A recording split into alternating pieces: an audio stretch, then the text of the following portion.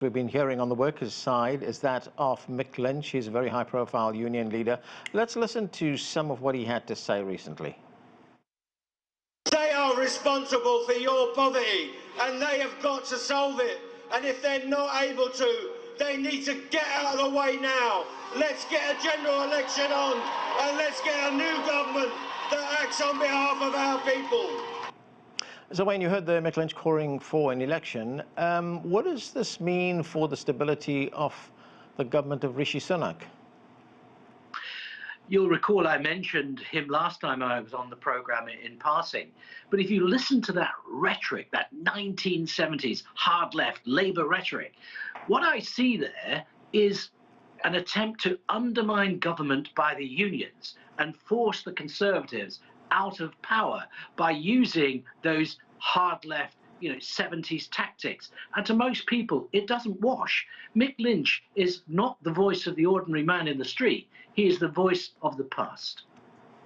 Jonathan Liss, what do you make of this? Is Mick Lynch trying to undermine government? Is he hard left? He's a left-wing leader of a union. It's absolutely within his right to seek democratic change. It's not true that he doesn't have a democratic mandate, that he has no right to do what he's doing. He's acting on behalf of the people in his union. That's literally his job. And if he wants to sort of press for political change, that's entirely within his remit. It doesn't mean that the government is going to be forced out. There's no mechanism to force out the government other than a general election.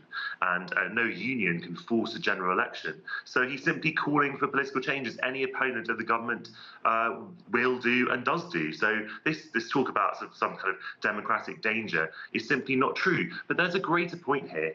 Of course he's angry, and of course people across the country are angry because the government can afford it. Where this idea that Wayne is talking about sort of the wage prices, increasing inflation, the wage price spiral philosophy is an outdated 1970s philosophy, which is now completely discredited. It's not wage rises that are driving inflation; it's profit that is driving inflation. And we don't have a very, very large public sector like we did 40 or 50 years ago.